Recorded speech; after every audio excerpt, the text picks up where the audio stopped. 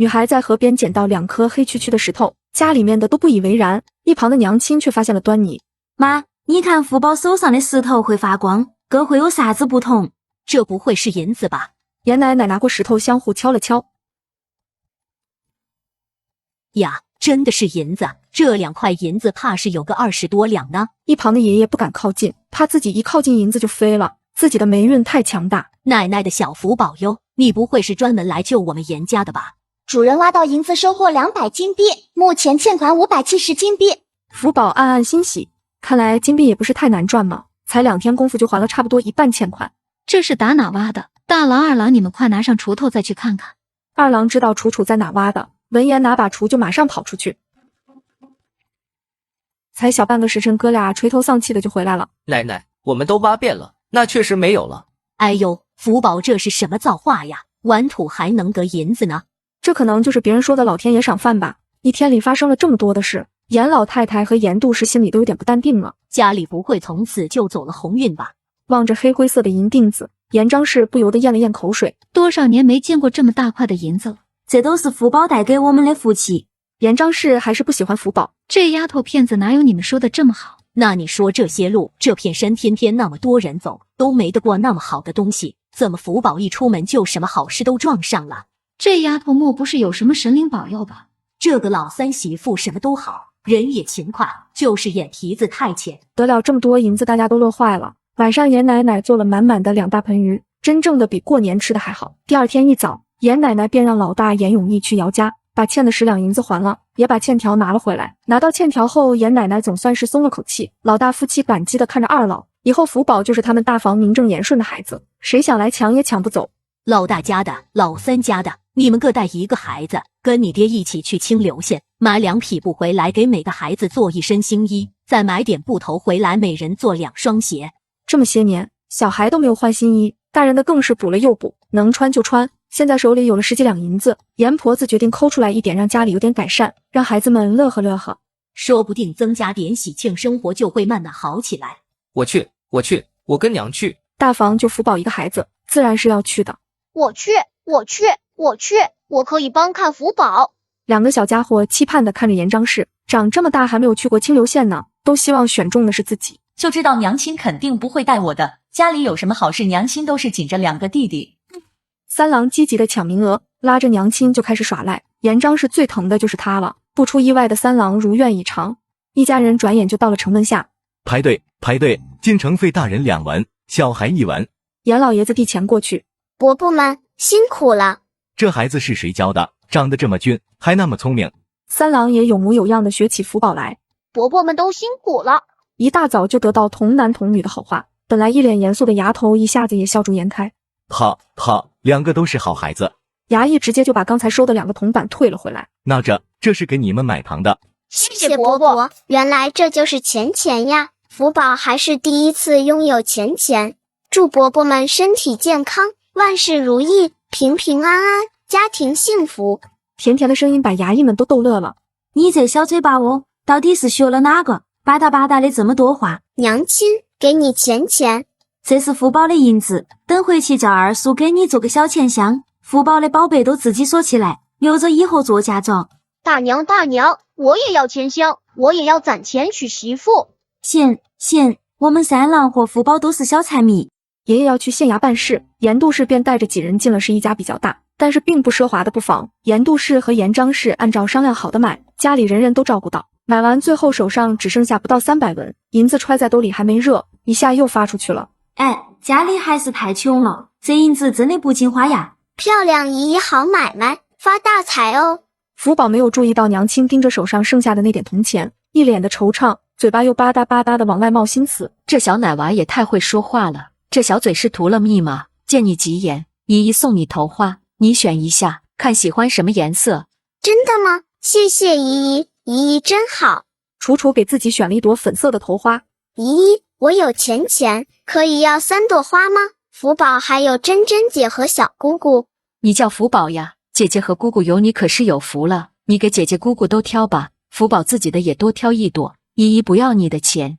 得了这话，福宝高兴坏了，刚刚捂热的钱还是自己的，自己还从来没戴过头花呢。犹豫过后，又选了3朵给严真真和小姑姑。姨生意兴隆，一句好话就让福宝得了这么多礼物。旁边的三郎早就眼热了，也一脸期盼地看着女掌柜。你们2个娘子可真是幸福，家里有一对金童玉女都这么乖巧。小家伙，你想要什么？发带可以吗？三郎没想到自己也那么顺利，腼腆地笑着点点头。好呀好呀，谢谢姨姨。三哥也可以挑4根吗？家里还有大哥、二哥，他们对福宝可好了。这些东西本来都用碎布做的，也就值1、2文，掌柜的也不吝啬，人小鬼大的2人便挑选了几条发带。这下好了，回去哥哥姐姐们都有礼物。走出布庄看时间也到了晌午，孩子们好不容易进城一次，想奢侈一下，买了肉包子和馒头，也打算回去一家人尝尝。严杜氏把一个肉包子掰成2半，分给2个孩子，2帚里有一搭没一搭的坐着说话。福宝感觉有人盯着他们，连忙转过头，发现大树后一个衣服褴褛的小乞丐，大大的眼睛直愣愣地看着他手上的包子，吞咽着口水。这个小哥哥太可怜了，就像几天前的自己，看样子是饿了好几天吧。而且这个小哥哥头顶上也有一朵像爷爷头顶上一样的乌云。给你吃。没想到小妹妹会走过来，小乞丐很不好意思。哥哥吃了肚子就不饿了。小乞丐到底没能敌过肚子里的恶意，接过来3口2口就把它全部吞了。主人帮助无家可归的人收获金币50，剩余欠款520金币。原来帮助不认识的人也可以赚取金币呀。福宝，你干嘛呢？不能乱跑，知道吗？被拍花子卖了就见不到娘亲和爹爹了哦。小乞丐躲到了树后，记住了福宝的名字，眼神非常皎洁，脏污的衣角上微微透着银丝的光芒。一行人回到家的时候，天也刚擦黑，家里早就煮好了饭菜。收到头花的严清华高兴坏了，姑姑的小福宝还知道送姑姑礼物呢。这孩子真的没有看走眼，这么小就如此懂事。咦，爷爷头上的乌云变淡了一点，好像没有那么黑了。旁边的严真真拿着自己的桃红色头花，却露出了凶狠的眼神。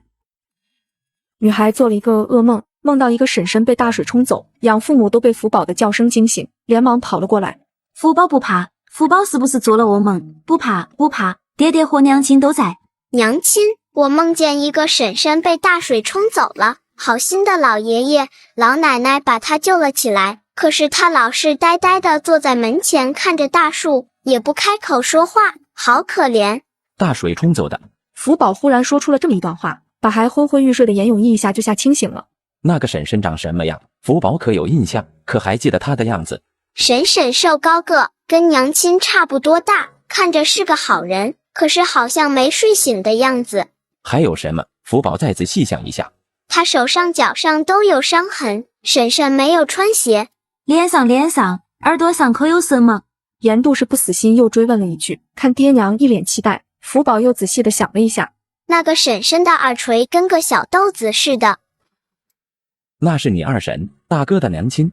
所有特征都对上了，就是2帚李秀娘。严永义2口子等不及了，也不管天没亮，抱着福宝就去敲爹娘的门。怎么了？可是福宝不舒服？不是，是好事情。严永义把福宝说的梦境又陈述了一遍，有了前2天的遭遇，2个老人也没有太惊讶，但是心却不淡定了。按理说老二媳妇出事的时候福宝才2岁，肯定是对他没有印象的。讲得如此真切，如果说不是佛祖托梦都说不过去。只是老二媳妇如果还活着，怎么没有回家呢？大伙都挺纳闷。福宝不是说秀娘呆呆的坐着也不说话吗？该不会是不记得回家的路吧？对呀，是不是头部受伤了？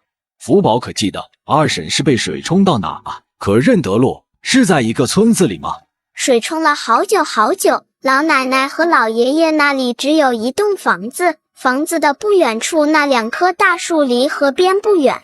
福宝断断续续的回答。福宝说老人晒的新许草药，那就有可能是郎中或者是采药的。沿河岸问过去应该可以找得到。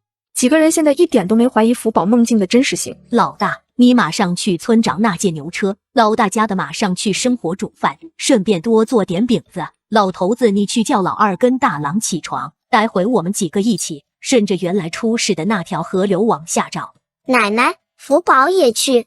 去，我们福宝跟奶奶一起去。奶奶叫娘亲给你煮2个蛋。没这福宝还认得路，反正好几个大人带着也不怕有事。老2口把2儿子和大孙子叫过来，跟他们说了这事。严永利非常震惊，大郎听说他娘亲可能还活着，眼泪都流了出来。自从秀娘失踪后，他们两父子消沉了不少，特别是严明前都变得不爱说话了。如果能把他娘找回来，就算是傻的，对孩子也是个安慰。你不是还要去上课呢吗？老大、老二都一起去了，你有什么不放心的？严爷爷想到自己的霉运，最后还是歇了这份心，自己不去，可能找的还顺当点。没想到临出门，严清华自己坐到了牛车上，说要回去看舅舅。一家人平时对这个老闺女宠得很，也知道她是个有主意的，去了没准可以帮上忙，也可以带福宝，所以上了车才跟她说了实情。妈呀，要是能把二嫂接回来，福宝你可是我们家的大功臣了。严清华忍不住搂着她又亲了2口。这么大的孩子，谁对她好都清楚得很，这样的姑姑她很喜欢。找了1个多时辰，终于找到了福宝说的那2棵大树。严奶奶一下就看到树后的房子前呆呆坐着个人，这个人不是秀娘还能是谁？二婶。秀娘。忽然听到声音和冒出来的2个人，秀娘好像有了一点反应，但是却没有认出来他们。秀娘，娘苦命的孩子。看他这个样子，严奶奶伤心的抱了过去。严清华也拽住秀娘的手，秀娘没有挣扎，却也没有太多反应。娘，让我看看。秀娘，我和大郎来接你了。大郎看着母亲茫然的样子，心疼的不知所措。大郎，钱儿。秀娘忽然有意识的叫了出来。那我是大郎，是钱儿啊，钱儿来晚了。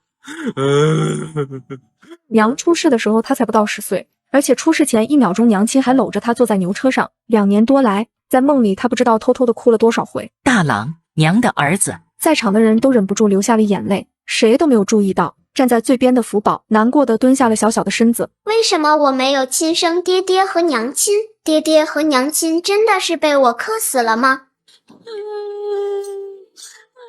二房一家人在一起哭得稀里哗啦，秀娘拉着大郎不撒手，两父子干脆坐地上，在秀娘的耳边说着家里的情况和以前的过往，想让秀娘尽快的恢复记忆。主人找到秀娘收获500金币，剩余欠款20金币。哇，马上就要还清欠款了，真的是无债一身松啊！福宝太高兴了，原本二叔和大哥头上的乌云已经完全消失没有了，这下福宝总算是明白了，每个人头上的乌云应该就是人们说的霉运，霉运消失，乌云就没有了。我一定再加把劲，让一家人头上的霉运都消失。趁这会功夫，几个人屋里和屋前、屋后都找了一遍，也没看到福宝说的老爷爷和老奶奶。老人应该是上山采药了，看来今晚只能先住在这了。临出门的时候没有考虑的这么仔细，严奶奶只是带了家里所有的那10几两银子，其他什么都没有带。天也快黑了，清华，你去看看米缸里有没有米，去煮点饭，让老人回来能吃点热乎的。老大，你去看看河里能不能抓2条鱼，今晚对付一顿。旁边有块菜地，我去摘2把菜洗一洗。家有一老，胜有一宝，严奶奶永远都是4平8稳的，安排的妥妥帖帖。爹爹，我要跟你去捉鱼，今晚吃鱼汤。福宝听说捉鱼就高兴地窜到了爹爹的面前，严永义让福宝坐在一块大石头上。真好玩。福宝，好好待着，爹爹去砍根竹子。严永义刚走，福宝就叫了起来：爹爹，爹爹快来，鱼咬福宝的脚了。严永义连忙跑回来：妈呀，这鱼也太大了吧，比福宝的2个身子还有大，起码20-30斤。福宝快躲开，爹爹来了。野生的鱼牙齿可是很锋利的，人都可以往水里拽，别把福宝的小脚丫咬坏了。他急哄哄地跳河里，直接一个稳准狠就把鱼给甩上了岸。这鱼这么大，3顿都吃不完了，爹爹带你回家给福宝煮鱼吃。主人抓到大鱼，收获100金币，转运空间剩余80金币。嘿嘿，我终于有钱了，而且是金币爱，肯定比银子贵。虽然还不知道金币会有什么作用，福宝还是非常高兴，毕竟没有欠款就可以翻身做主人了。恭喜主人，空间有了金币，以后可以跟猪花花直接对话。小奶音又在耳边响起：你是猪？福宝听村子里的二叔婆说过，他家的母猪生了4只猪花，所以福宝理所当然地认为猪花花肯定是一头可爱的小猪仔。你才是猪，你全家都是猪。福宝一下子懵了，自己好好的说话，怎么小奶音还骂人呀？我是转运精灵，你可以叫我花花，是专门协助你找管转运空间的精灵。那我可以跟你一起玩吗？福宝还是挺喜欢花花的，虽然他刚刚骂人没有礼貌。不行，除非你可以攒够1万金币。1万？可是1万好多呀，不过我会努力的，会把你从小黑屋救出来。福宝捏着可爱的小拳头，信誓旦旦的。他认为花花可能是被坏蛋关起来了，所以才出不来，救赎是他的责任。花花觉得福宝有点笨，不过听了他这句话还是挺感动，自己一定努力帮助主人。你不用救我，但是你要多完成任务，就可以赚取更多的金币。金币越多，能帮助的人越多，也可以用来做自己想做的事。但是你要注意，只救助值得帮助的人。如果救助的人是坏蛋或者做了坏事，你会被反噬的。空间不但会收回你赚取的金币，还会收回你的能力。知道了，即使没有金币，我也会帮助更多好人，不但不会帮助坏人，还会打坏人。以后我们可以随时联系，但是如果你的金币变成欠款的话，我们就不能对话了哦。知道了，我不会欠金币，还要赚很多很多的金币。欠钱的日子太难受了，比饿肚子还难受，我才不要欠金币。和爹爹回到家后，福宝看到旁边有块菜地，长了好多的胡萝卜，捡了根棍子就开始挖了起来。在小小的菜地里面挖呀挖呀挖，挖小小的萝卜吃小小的它。福宝一会就挖了一根黄黄的萝卜，